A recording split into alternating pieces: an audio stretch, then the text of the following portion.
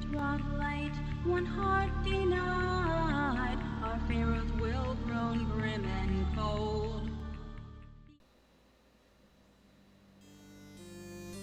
Hello everybody, and welcome to Let's Play Ravenloft, the Stone Prophet. That's right, our adventures with Beatrice and Gordon Shumway, the High Priest of Melmac, are not over yet. Now, Ravenloft, the Stone Prophet is of course the sequel to Ravenloft Strad's Possession, a role-playing game by, DreamForge Entertainment and Strategic Simulations Incorporated. It's released in '95, and it was tough to get this game working. I had to jump through a lot of hoops to finally get this to work in DOSBox, which is what I've been using to play most of my DOS games. Also, this game and I have a little bit of a history together. I am known as such a D&D nerd. No, let's not do that yet. No one in El Terrell knew. As I was saying, even at the time, in '95, probably about 12 or 13 years old, I was known as such a D&D nerd that my teachers knew it. And one of them, a teacher, I think her name was Ellis, knew I was such a D&D nerd. She saw this game in a computer store and thought, this I have to get this for Ed. Now, do you remember that? Do you remember stores? You remember actually having to go and be able to physically buy and own the software you played, instead of just renting it for as long as the publisher decides is appropriate? But she bought this game for me knowing that I was such a huge D&D nerd. But I had actually, at the time, already owned a copy of it. I don't quite remember what we did. I don't know if she returned the game and got her money back, or if she gave me it and gave me the receipt. It was a long time ago. Yeah, it was about 20 years ago at this point. Well, the point of the recording. Now, one of the things about this game is you can import your characters from the previous game, and that's what we're going to do. But I am going to take the time to show you character creation. It's more or less the same in this game as it was in the previous game, but it's slightly different in its presentation. So let's take a look at our created characters.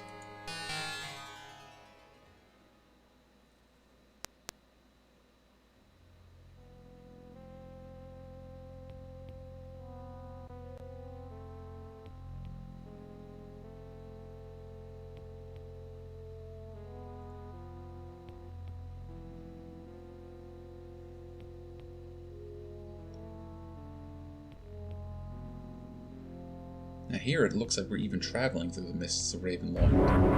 Oh, not anymore. We're somewhere very arid and dry.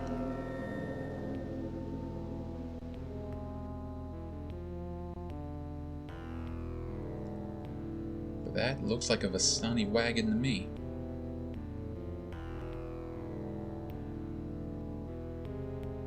I imagine the wagons don't travel well on sand.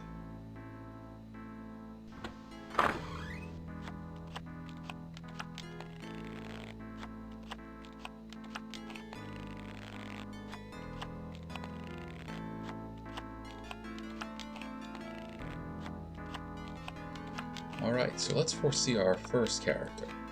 Work with me, my guards. Show me the way. You have spoken of strangers in Har'Akir. Reveal them to me. Alright, well, we're not going to actually use these characters, so let's have a little fun. Let's go a little out of the ordinary. Ah, the sign of a man. Of what race is the outsider? Why don't we make this a halfling? A halfling comes to Har'Akir. Now, of what class is our visitor? Well, our choices are cleric, thief, and fighter, and what is a better halfling than a burglar? So we're going to pick thief. A thief in Har'Akir. I shall watch this one closely. Now, a thief on its own is probably not going to last too long, so we're going to make this halfling a fighter thief. So, this visitor has a variety of skills, and this is the next. Now, my guards, Of what alignment is this stranger? Well, our halfling friend, I think, is going to be a mostly good guy. Mostly a good person. Just not so much on a lawful scale. We're going to go for neutral good. Neutral good, you say? Interesting. And now in my card. real D&D, you know, What when you can actually you play it show with me pen of and the paper, stranger's your alignment can appearance? have a number of different effects. In this game, it doesn't really matter so much. Let's find ourselves a good halfling face. This one's not too bad. Actually, as we look through the portraits here, you'll see that a lot of them are the same portraits from Ravenloft Strahd's Possession. But also, there are some new ones, as well as we now have the option to pick the NPC faces from that game. Let's see, that's not so bad.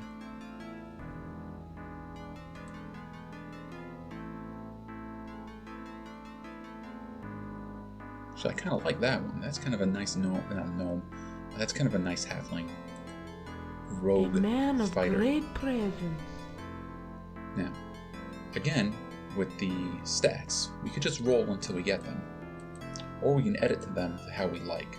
And I usually edit them to how I like, because it's easier that way, and these games are a little on the tough side actually, so having your stats as high as possible helps out. Unfortunately, or fortunately depending on how you look at it, halflings have different stat max and minimums. So his strength can only get as high as 17, even though he's a fighter, and fighters normally can get what's called exceptional strength, which gets them above 18, but still under 19. A halfling does not get to do that. Their maximum strength scores are 17, but their dexes can go as high as 19. Their dexes.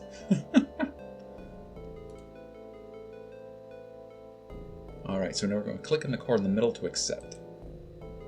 And we are going to keep him. Alright, well, I am going to call him something silly. I'm going to call him Hamwise. And that's because that's what I used to call my pug buddy. I used to call him Hamwise. Now we're going to foresee our second character. There is another. Work with me, my cards. As with the first. Show me the way. And the same thing, we're going to just kind of throw it at the wall and make something You speak of outlandish. a woman. Of what race is the outsider? Well, we've already got a gnome, we've already got a halfling. We're going to go with a gnome, because I keep saying gnome when I'm supposed to be saying halfling. A gnome comes to Har'Akir. Now, of what class is our visitor? Alright, there's something that I've already become well aware of.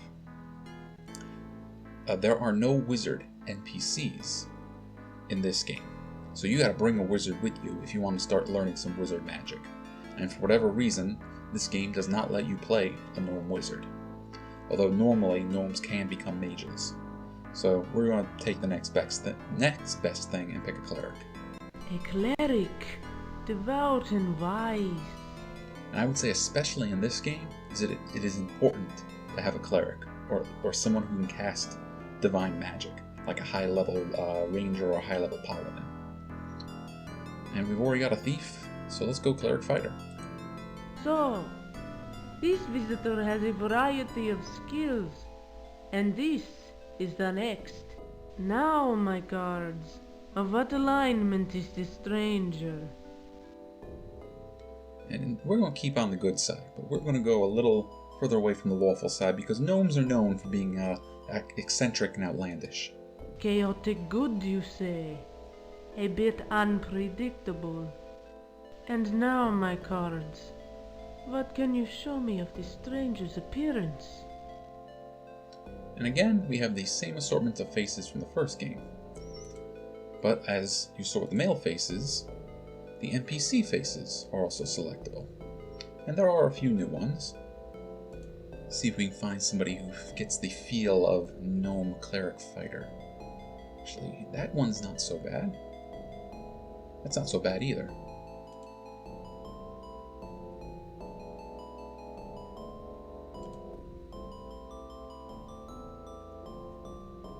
Always liked that portrait. I use that one a bit too. Well, again, we're not going to actually use these characters, so I'm not going to go too nuts picking out portraits. So what was that first one that I said I liked? So this one, yeah. A woman, resolute and unafraid. And again, you can just re-roll stats, but as usual, I like to edit them. As you can see, she actually gets her strength up to 1800. And her intelligence goes up to 19, which again would be great for a wizard.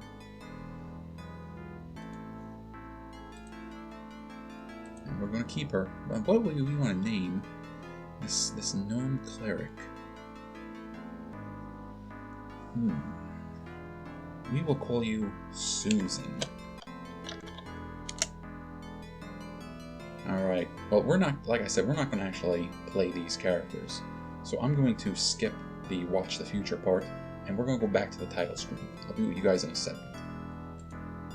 Now, for the last, reveal to me the fate of these strangers in Har'Akir.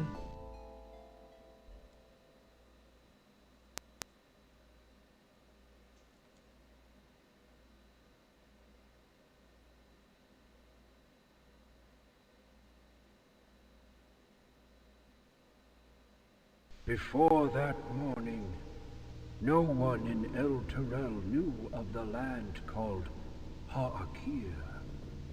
By signal, by whisper, and by hurried order, the word travels. It reaches the bravest in the land, those bold adventurers who, once more, are called to serve good Lord Dhelt.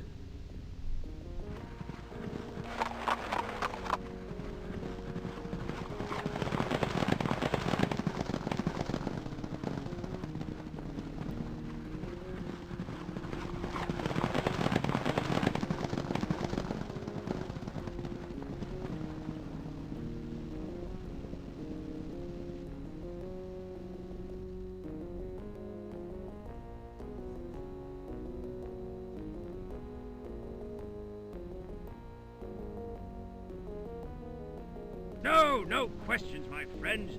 I've heard nothing but questions since dawn, the half of them mine and all unanswered. Before sunrise, fires were lit. Warning fires in the fields of the dead. A farmer and his son wandered in. The gods could better tell us what they've seen, for neither has the courage to speak anymore. Then, well, there it is. That wall of light settled across the horizon. Have you ever seen the like of it? Ah, another question. In an hour, good Lord Dhelt will face 1,000 such questions. The city may panic, but not us, eh? It's not for Hell Riders to wilt the first sign of magic. Hold there! Don't be so eager to bolt off without orders. Ah, I knew you'd be the first here, as ready for death as for a summer dance. But I don't need dead heroes. I need answers. Lord Dhelt needs them. Well, there are your orders. Get out there, find out what it is, get back alive. And may the gods go with you.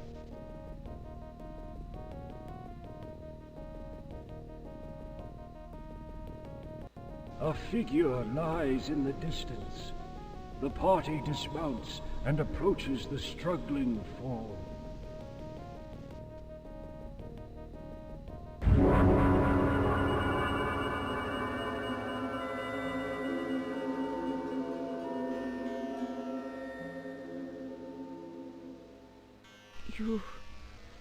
You are not villagers. The scent of grass, trees. You come from outside this place. Go back. There is no place for you in Har'Akir. The dagger at my side. Too weak to reach it. A poor legacy. Piotr, my brother. I cannot pass it on to you. Remember. The dagger a poor legacy for Piotr. To the north, east, the village, Muhar, the way. My fault, Piotr. I brought us here. Forgive me, my brother. A poor legacy for Piotr.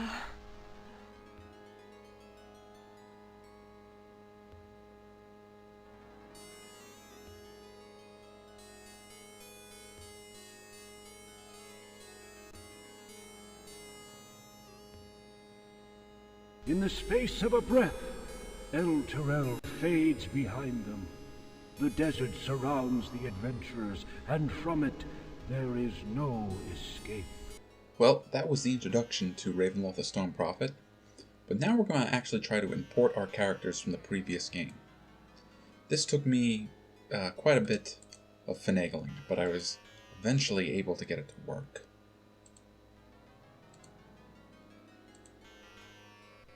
And there we go. There's Gordon, and there's Beatrice, and we're going to play them.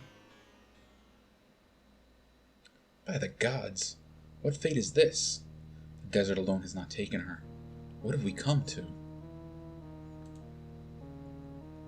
Now, of course that's their stats, but you can see they got to keep most of their equipment. One of the things offhand that I noticed that they didn't get to keep was the Rod of Smiting. So instead, Gordon over here has his magic warhammer.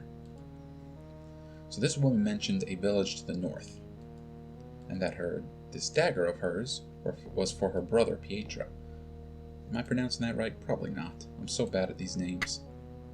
We don't need Wizard Eye. One of the things I'm going to try to do is not hoard so many items. I'm going to try to use more of them more often. I'm going to use Wizard Eye right now to see what's in front of us. And I saw a little hut, so we're going to go over there and take a look at it. Pretty close, too. Oh, and I heard some vultures squawking at us. One of the things I also want to mention is since we've imported characters, the enemies are going to be a little tougher than they normally would be as a result. Also want to point out some other things to you. You may notice these blue lines next to the yellow lines. If you remember in the first game, the yellow lines were our health. That gets down to 0, our character dies. The blue lines, on the other hand, is our thirst. That's how much water we have. In this game, if we run out of water, we start taking damage over time.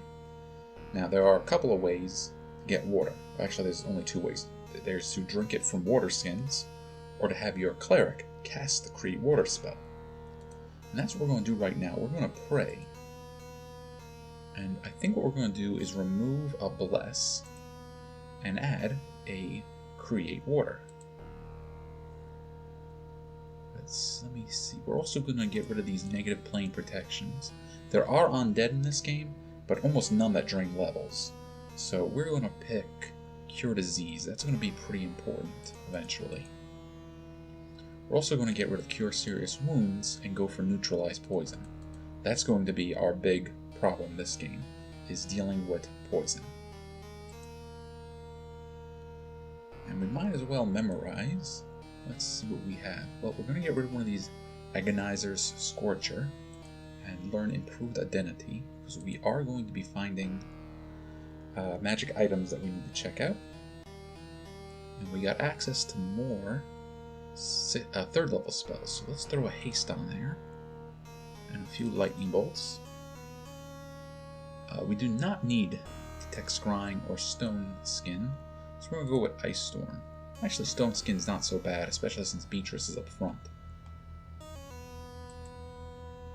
And I think we might as well rest.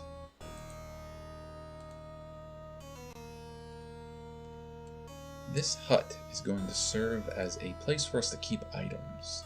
So for the time being, I'm just going to drop everything on the floor. We're going to keep this dagger, because we're going to need that in a minute.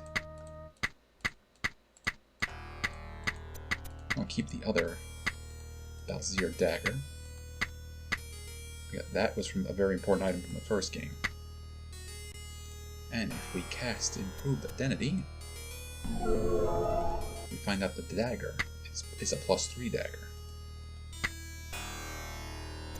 So let's talk to this woman over here.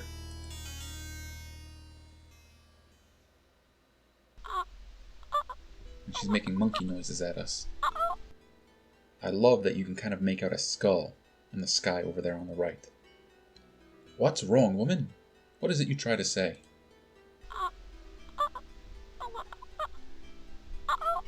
She tries to speak yet. By helm, this woman has no tongue, and her eyes. She's no doubt blind, but somehow knows we are here. Yep, and she's nodding.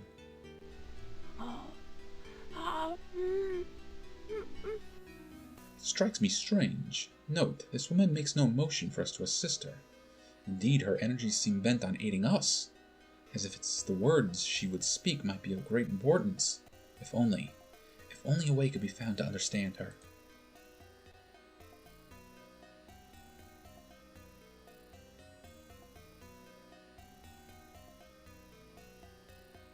I believe she understands. Look to the drawing. What appears to be a hut, a well, and perhaps a direction. If the hut represents this woman's home, then it may be a well that lies east of here. Perhaps she knows of something in that direction, some aid by which we may yet learn her thoughts. Good day to you, woman. If the fates are kind, we may return, and bring with us a means to converse with you. Now that is our plan. Now I heard some birds squawking at me. They're around here somewhere. And there we go. There's a giant vulture. And we can do battle with it the same way we did battle with the enemies in the first one. We can click on them, and it'll swing whichever character's weapon is currently ready. Or we can just click on the weapon directly. There are benefits to either or. I personally think it's a little easier just to click on the weapon. Now I see a couple of birds. These birds we're going to burn away with fire. We got most of them.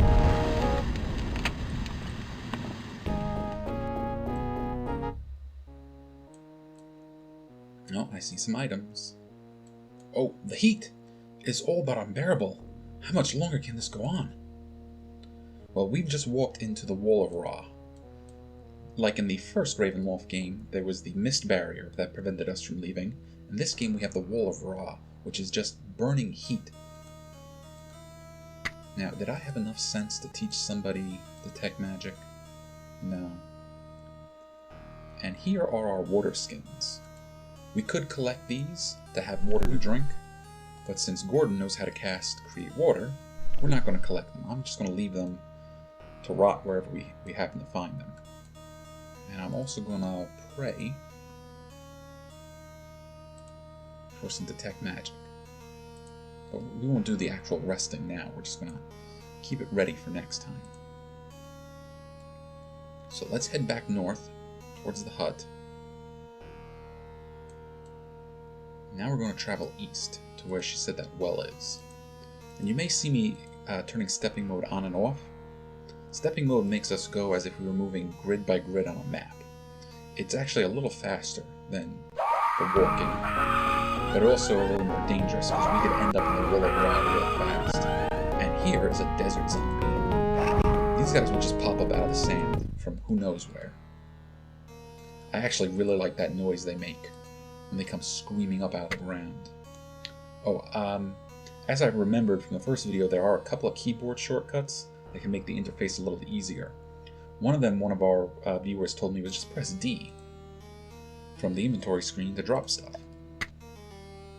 The other thing is, if I hold down F1, 2, 3, or 4, the corresponding character from left to right will be the one who picks up the item. So I hit F2, and Beatrice picks up the potion. I hit F3, Gordon picks up the sword.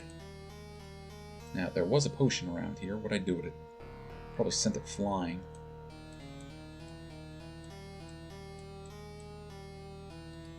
So I don't think you so much as drop items when you do that, as you toss them. There we go. I'll try to use those potions when we have the chance. Oh, there we go. There's a well. There are some zombies. I love their battle screen. Any more? Just coming right up out of the sand. Now, I don't think they're random encounters. I think they're placed. And that once you kill them wherever they show up, they don't show up again. The well, it appears cracked. Strange, perhaps a closer look is in order. Perhaps, but let's take care of these zombies first. Now, there's a water skin we don't really need. You know what, I might grab a few. Because they have other uses beyond just drinking.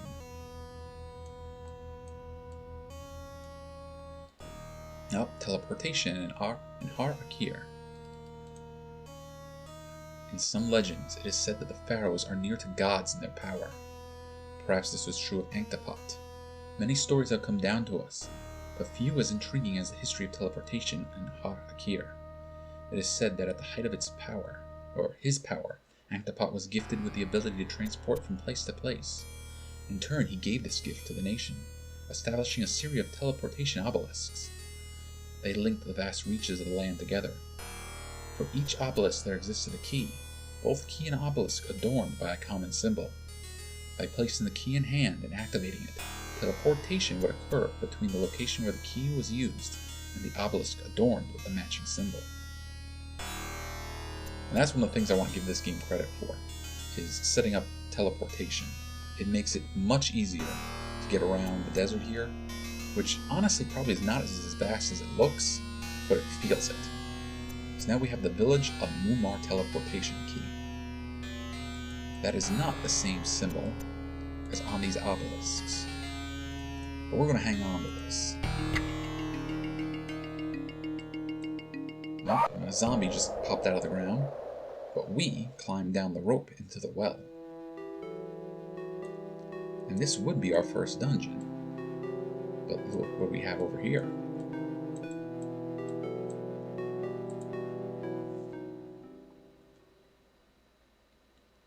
Are you injured?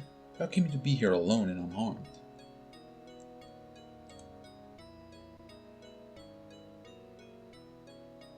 My ankle, it may be broken. I can't tell.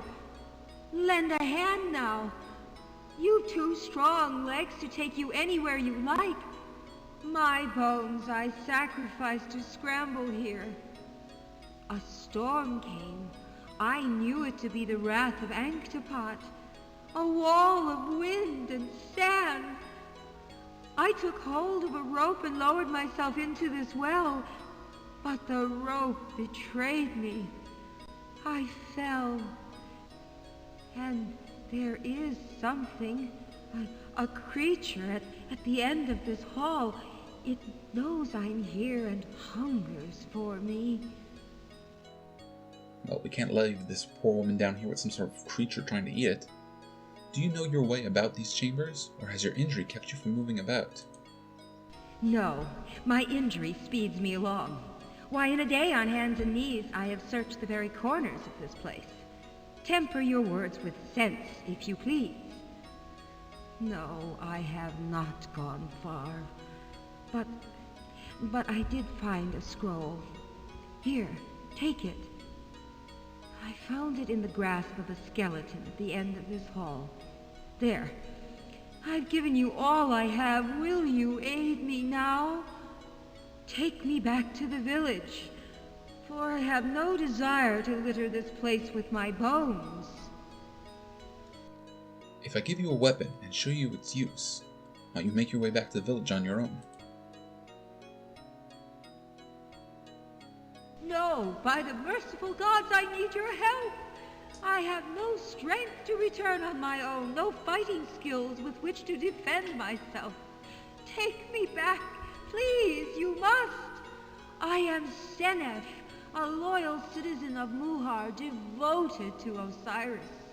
You cannot desert me. Very well then, come with us. We shall return you directly to the village. My thanks to you. Now, hurry.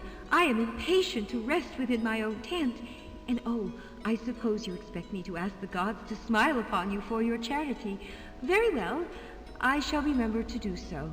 Never fear. Oh, well, thank you. Over the course of the game, we're going to have chances like this to help a number of different NPCs, and we want to take those chances, because they will earn us, I guess the best thing to call them is good points. Those are good deed points. And we want to rack these up over the course of the game, because at a certain point, we will need them to be judged worthy to continue on with the game. Let's read what she has here for us. Be warned, fire trap. One button opens the door, the other button springs the trap. Alright, we're going to leave this down here in case we need it again. And you know what else we're going to do?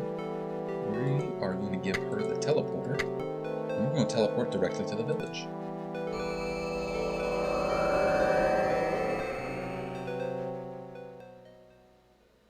Never in my heart did I believe you would be true to your word.